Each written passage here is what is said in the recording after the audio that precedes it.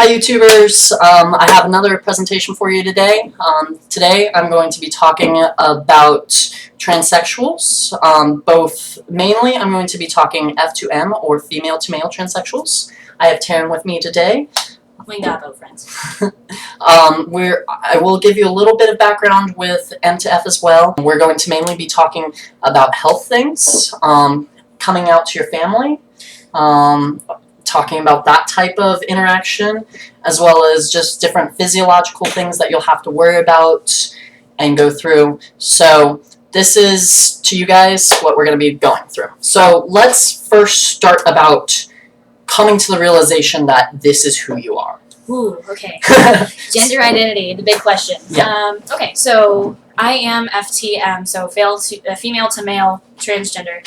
I came out as a transgender back in January, so it's all a new process to me, but identifying as a male wasn't something that happened like, oh, just I'm going to do this now. It was something that happened gradually over time. And that's within the last 5 months. So for dating-wise, it's now May like 8th. 8th? Yes. Yeah, 8th. so pronouns. Always get your pronouns right. That's a big thing. We'll talk about that as well. So, go on. But yeah, no, actually, gender identity, I think, is something that happens, like, from puberty on, in one way or another. Because for me, like, I started identifying as a lesbian when I hit puberty, only because, at the time, that was the only thing that I knew of that fit my description. Because I'm like, well, I don't feel like a girl, but I like girls. They're really pretty. So that's kind of where that went. And then once I, turned 18, and then I started exploring things, and I was like, oh, there's an entire culture out here. There are other people that are like me that aren't just lesbians. There's transsexuals, asexuals, bisexuals, gay, lesbian, it's all over the place. So it was, I don't know, it's kind of like a learning experience. You just have to dive in and then find out who you are. I mean... So, who did you tell first? That I was... trans. Who did I tell first? I think I told my girlfriend. I think I told Alex. And I think Alex knew before I knew, so she was just kind of like, okay, let's set up an appointment with the doctor. And I was like, all right, cool. Now, have you told your family yet? Is that a thing? I have. Okay. My sister, I have 2 sisters. I am the eldest of 3 male females. I have a younger sister who's about 17, and then a middle child who is 19. And AJ hasn't actually spoken to me since I came out. She hasn't said anything, and I'm just kind of letting that lie. But they live in Florida, so it's not that big of a deal that we don't talk often. Shannon, the youngest one, she is having a hard time, like, gripping it, because she still calls me sis. So she's like, well, can I call you Rosie? Because that's my middle name. Rose is my middle name. And then she's trying to find ways around accepting it. Like, can you still be my big sister without actually being my big sister? Trying to, reconform. Yeah. That's a big thing for people trying to understand transsexuals, is they just have to understand that is their identity, that is who they are, who they have always been, but now we are just coming to realize that. So we do have to take a part of our perspective and kind of step away from what we previously conceived and come to a new notion of, okay, this is who they really are. What we previously understood isn't all gone, it's not all disappeared, but it is... You have to accept that there are changes, modifications that you do. And we all do this every day in psychology. When we see something that doesn't conflict with what our previous knowledge is, we modify it, we can change it. And that's just what you have to do when you have a friend who may or may not be going through transition. So, we've talked a little bit about that. How was it for you emotionally? Did you have troubles coming to tell them? Telling my father was about the scariest thing I've ever done in my life, because we come from a religious background, so I thought, like, I'm going to hell, like, oh my gosh, like, I don't know what's going to happen, like, I'm going to be disowned, I'm going to burst into flames immediately. None of that actually happened. I sent him an email, it was about yay long, and when he replied back, it was kind of one of those things like, I still love you, it's okay, it's going to be okay, like, you're still my kid. So, it was really, I don't know, I felt I was very fortunate that way, because I know that not everybody gets that experience. Okay, so next, physical things that you'll want to talk to a doctor about. Big thing with going through a transition, you need to talk to medical personnel if you are going to take medical intervention. Now, not everyone needs to take medical intervention. It's up to you personally. For that being said, some people have different points of how much medical intervention they'll use. Some will just take hormones. Hormone replacement therapy mainly is taking the opposite hormone of what you need. M to F will take estrogen, and F to M will take testosterone. There are other chemicals out there that will also reduce or block your previous hormone. So testosterone blockers and hormone blockers. Mm-hmm. These all come with different types of side effects that a trained medical professional can help you with. Then there's the whole process of actually going through transitioning on getting top or bottom. What's That's that? the exciting part. I'm just like, okay. "Ugh." Top or bottom surgery. Some, again, not everyone will get top or bottom surgery. Some will, some won't. Some will get both, some will get neither. With that, I would actually recommend this to everyone. I'm not about to insinuate that there's anything wrong with anyone watching this video, so please don't take it that way, but get a therapist. Get a therapist, and the reason why you want to talk to someone psychologically first, or someone like in counseling, is because they will be able to help you kind of like work out A, what you actually identify as, B, how far you want to go, and C, how you want to get there. And if there are any roadblocks in between, you can work those out too, because the whole point of this is it's pretty permanent. I mean, it doesn't have to be, but it can be.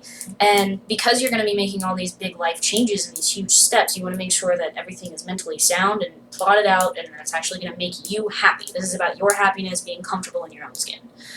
And then, what was I even talking about? So we're talking about transitioning.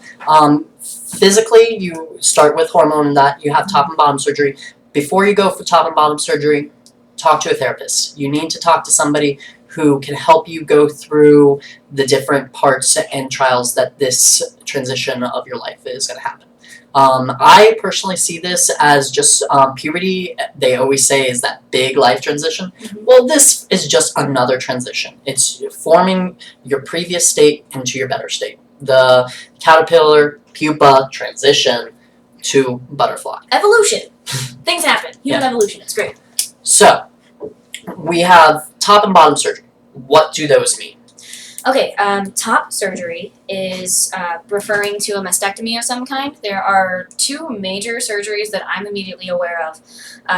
One is where it's two incisions, and then the other one is where it's like a keyhole factor, where they just it's a little keyhole and they just kind of suck everything out the side. This doesn't, it can be you're under for that, so it's not painful. But the second one will leave less scarring. But it's not for everybody. If you are a large-chested male, such as myself, it's probably not the best goal for you, because your areolas will still, wherever it is where it's gonna be with that surgery. With the double mastectomy, they can do a little bit of rearranging and make it look more like a natal male. Yeah. With that being said, top surgery for a M to F is usually just breast implants, but also going on estrogen can increase breast size, so not everyone needs that again. Mm-hmm. But with that, breast implants are something that they will do to supplement what they consider to be their point of beauty. Another top surgery that's related to top surgery is shaving of the Adam's apple. There's a process to actually lower your Adam's apple if you are male. I mean, there's always new surgeries, always new techniques coming out. So a good thing, another reason why to talk to both a therapist and a trained medical professional is because there are tons of new medical advancements every day coming out that allow you to go through the point of transitioning in a safer, more healthy way. So, now let's talk about bottom. Before we talk about bottom, I want to F to M. With taking testosterone, some female to males do not need bottom, or do not desire bottom, because their clitoris will actually enlarge. It can get up to 3 to 4 inches in length under proper circumstances, and that is adequate enough for F2M people that decide that. Now, do you want to tell us about more of what bottom surgery is for F2M? Well, I'll be honest with you, I haven't looked into it a whole bunch just because I know that like for me personally, I'm gonna wait because I know that there are studies and there are like successful transitions, like there are successful surgeries, but they're not necessarily cosmetic, aesthetically pleasing, I guess. And in some cases, they're not as functional as they could be. I know that there are 2 main ways that they can do that surgery, but you would probably be better at speaking about them than I would.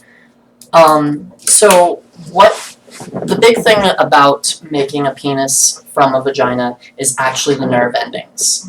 And most of the nerve endings are found on the clitoris. So a big part of it is you're going to basically do a radical hysterectomy, get rid of the ovaries, the uterus, fallopian tubes, those things. And then you're going to be inverting using the tissue from the vagina, or using also using the tissue from the labia majora and labia minora, which are the side. They're literally big lips and small lips in Latin. Those will be used, and you're going to specifically use those in the clitoris, not just for the nerve endings, but also for the vascularization, specifically the blood vessels. Those will enlarge. So females actually do get erections as well. There is that. They have tissue that becomes erect. Spongy tissue that has large amounts of blood vessels that will fill and then erect. We want to refashion those into a tube, and then you're actually going to be taking tissue and creating a urethra for the urinary tract. Now, the urethra will only carry urine for an F to M. We're not creating any type of way to create a ejaculation. There will be no ejaculation. But the nerves will be there, so penetrative sex can occur, masturbation can occur through rubbing that will be likened to a penis. With that, a scrotum can also be formed. So, that's bottom surgery for females. For males, bottom surgery requires you to take the penis. Basically, it'll be cut down into sections and then inverted. Then they will sew that back up. They'll put a gauging device, basically like a giant tampon kind of thing, to stay in that area because it is an open wound, and make sure it doesn't heal shut. It is a process. There is really great procedures with it. It has come a long way. If you want more information about that surgery, it'll be down in the description. Now, both these surgeries are full surgeries, meaning you're going to be anesthesia, you will go under, and you will have recuperation time. So that's top, bottom. Hormone treatments. We've talked about emotional things that go with it. Talking to a psychologist to discuss is legality. Have you gone through the process of actually changing birth certificate or on any type of your records? In Ohio, good luck with that. But yeah, in Ohio, they will not change your gender on your birth certificate. It's just not going to happen. Really cool thing. This week, Hawaii actually passed a bill that allows you to change your gender on your birth certificate. Check your state's local laws. Like check and see what they're going to require for you. Like in Kentucky, to change your gender on your driver's license, they require proof of what is technically considered gender reassignment surgery. For some surgeons, they will consider top surgery to be gender reassignment surgery. For other surgeons, they would consider bottom surgery and the whole kit and caboodle to be gender reassignment. So it depends on the surgeon and it depends on the state. That's all we got. That's how we're going to end it.